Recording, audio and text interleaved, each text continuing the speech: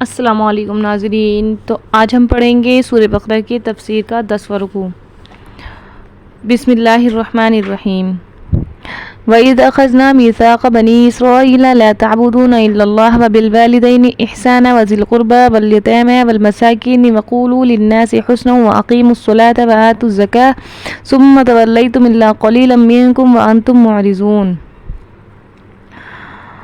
اور جب ہم نے بنی اسرائیل سے عہد لیا کہ خدا کے سوا کسی کی عبادت نہ کرنا، اور ماں باپ اور رشتہ داروں اور یتیموں اور محتاجوں کے ساتھ بھلائی کرتے رہنا، اور لوگوں سے اچھی بات کہنا، اور نماز پڑھتے اور زکوٰۃ دیتے رہنا، تو چند شخصوں کے سوا تم سب اس عہد سے منہ پھیر کر بیٹھے۔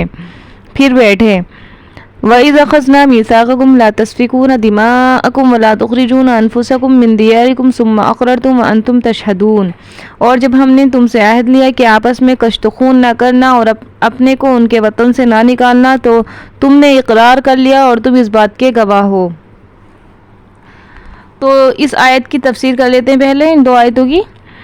تو اس میں اللہ تبارک و تعالیٰ بنی اسرائیل سے مخاطب ہے کہ اس کے عہد اور معاہدے یاد دلا رہا ہے کہ مطلب بنی اسرائیل سے اللہ تبارک و تعالیٰ نے یہ وعدہ لیا تھا کہ اللہ کے سوا کسی کی مطلب وحدانیت بیان نہیں کرو گے، نہ اس کے ساتھ کسی کو شریک ٹھہراؤ گے، اور والدین کے ساتھ نیکی اور رشتہ داروں کے ساتھ صلہ رحمی اور یتیموں اور مسکینوں کے ساتھ حسن سلوک کرو گے۔ تو یہ جو مطلب جتنے بھی یہ وہ بتائے گئے ہیں کہ اللہ کے ساتھ شریک نہ کرنا، والدین کے ساتھ نیکی کرنا، رشتہ داروں کے ساتھ رشتہ داری جوڑنا، اور یتیموں اور مسکینوں کے ساتھ اچھا برتاؤ کرنا، تو یہ سب جو ہے بنی اسرائیل کی قوم کے لیے بھی ضروری تھا، جیسے آج ہمارے لیے بھی یہ ضروری ہے۔ اللہ تعالیٰ نے ہمیں بھی ان چیزوں کا حکم دیا ہے۔ اور رسول اللہ صلی اللہ علیہ وسلم کی شان میں حق اور صحیح بات کہو گے، یہ بھی اللہ نے ان سے عہد لیا تھا، اور 5 وقت کی نماز کو ادا کرو گے اور اپنے مالوں کی زکوٰۃ دیا کرو گے، مگر تم اس بات سے پھر گئے، یعنی کہ ان کے آباء و اجداد کے بارے میں ہے کہ ان کے آباء و اجداد نے ان باتوں سے انکار کر دیا اور ان میں سے بس کچھ باتوں پر عمل کیا اور اس باقی باتوں کو انہوں نے چھوڑ دیا۔ اور آگے اللہ تبارک و تعالیٰ یہ فرما رہے ہیں، جس کی تفسیر یہ ہے کہ جس وقت کتاب میں ہم نے تم لوگوں سے یہ وعدہ لیا تھا کہ ایک دوسرے کو قتل نہیں کرو گے اور کسی کو اس کے گھر سے نہیں نکالو گے، یعنی کہ یہ ایک دوسرے کو بنی قریظہ اور بنی نذیر 2 قبیلے تھے جو کہ یہودیوں کے تھے، ان کی آپس میں بہت زیادہ دشمنی تھی، تو یہ آیت ان کے بارے میں نازل ہوئی تھی کہ اللہ تعالیٰ نے ان سے عہد لیا تھا یہودیوں سے کہ تم ایک دوسرے کو قتل نہیں کرو گے، ایک دوسرے کو آپس میں لڑ کر وطن سے بے وطن نہیں کرو گے۔ تو ان لوگوں نے اس وقت تو اللہ سے عہد کر لیا تھا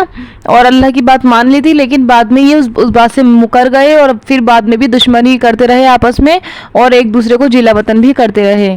تو یہ آیت ان کے لیے تھی۔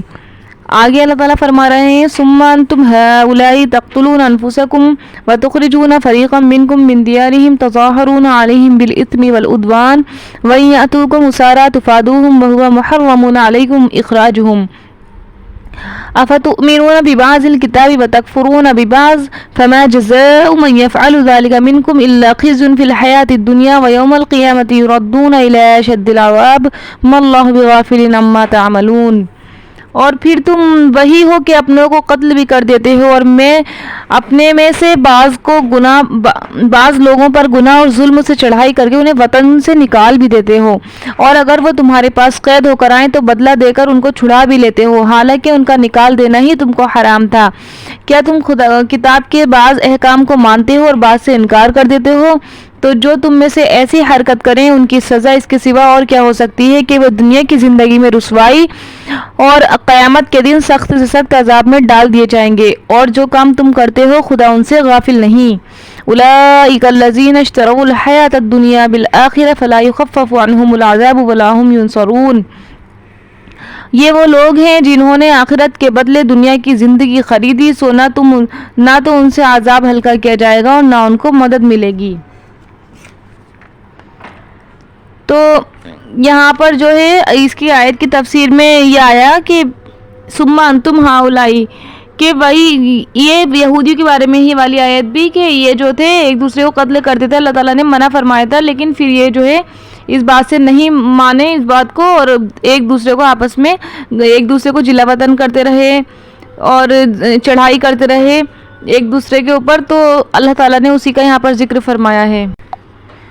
یعنی کہ جن احکام کو تمہارا دل چاہتا ہے ان کو کرتے ہو، جو تمہاری خواہش کے مطابق نہیں ہوتے تو ان کو چھوڑ دیتے ہو، ایسے آدمی کی سزا یہی ہے کہ اسے دنیا میں قتل قید کیا جائے گا اور آخرت میں دردناک عذاب دیا جائے گا، یعنی کہ ان کو دنیا میں سزا دی جائے گی اور آخرت میں سزا دی جائے گی، کیونکہ اللہ تبارک و تعالیٰ کی نافرمانی کیا کرتے تھے، جو دل چاہتا تھا وہ کر لیا کرتے تھے اور جو دل نہیں کرتا تھا وہ چھوڑ دیا کرتے تھے۔ تو ان لوگوں کو دنیا میں یہ سزا ہے کہ ان کو جو ہے قید کیا جائے گا، قتل کیا جائے گا جنگوں میں، لڑائیوں میں، اور اس کے علاوہ ان کو آخرت میں دردناک عذاب دیا جائے گا۔ اور اللہ تعالیٰ تمہاری چھپی ہوئی باتوں پر بھی تم کو عذاب دیں گے، جو یہ خاموشی سے چپکے چپکے جو پلاننگ بنا لیا کرتے تھے اور اللہ کے رسول کے خلاف جو نئی نئی ترکیبیں نکالا کرتے تھے، تو اللہ تبارک و تعالیٰ سب جانتا تھا، اور یہ لوگ جو تھے دنیا کی زندگی کو آخرت کے بدلے دنیا کی زندگی کو خرید لیا کرتے تھے۔ مطلب اس کا یہ ہے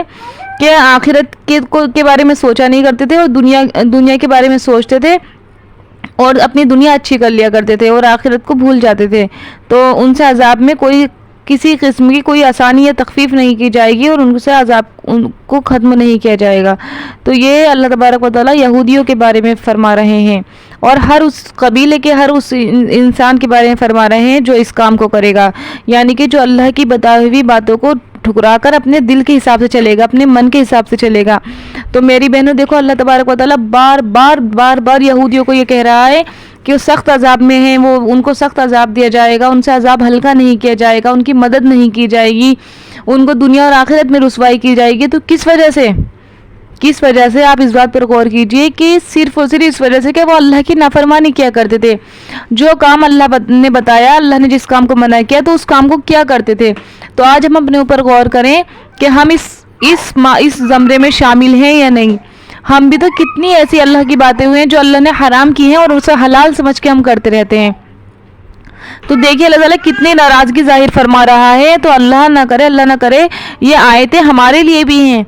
یہ آیتیں صرف ان کے لیے تو خاص ہیں لیکن ہمارے لیے بھی ہیں، کیونکہ اگر ہم ایسا کام کر رہے ہیں جس سے اللہ ناراض ہو رہا ہے، اللہ کی بتائی ہوئی باتوں کو، حرام کردہ چیزوں کو حلال سمجھ کے کر رہے ہیں، تو ہم بھی اس چیز میں شامل ہیں۔ ہمیں بھی اللہ تبارک و تعالیٰ ان آیتوں میں ڈرا رہا ہے کہ سخت عذاب میں ہوں گے۔ اللہ تعالیٰ غافل نہیں ہے جو تم کرتے ہو، بار بار اللہ تعالیٰ بتا رہا ہے کہ جو تم کرتے ہو اللہ تعالیٰ اس سے غافل نہیں ہے۔ اللہ کو حاضر اور ناظر رکھ کے ہر کام کیا کرو، اللہ کا خوف دل میں رکھ کر ہر کام زندگی گزارا کرو، تو زندگی کے ہر کام اللہ کے جس میں اللہ کی مرضی اور رضا شامل ہو اسی کام کو آپ کیا کرو، جو اللہ تعالیٰ جس چیز سے ناراض ہوتا ہے اس کو چھوڑا کرو، تبھی اللہ تعالیٰ راضی ہوگا، تبھی اللہ تبارک و تعالیٰ کی نیک فرما بردار لوگوں میں ہمیں شامل کرے گا۔ اور زیادہ سے زیادہ گناہ سے بچنے کی کوشش کیا کرو۔ اللہ تعالیٰ ہم سب کو گناہوں سے بچنے کی توفیق عطا فرمائے اور ان لوگوں میں ہمارا شمار نہیں فرمائے اور نیک لوگوں میں ہمارا شمار فرمائے۔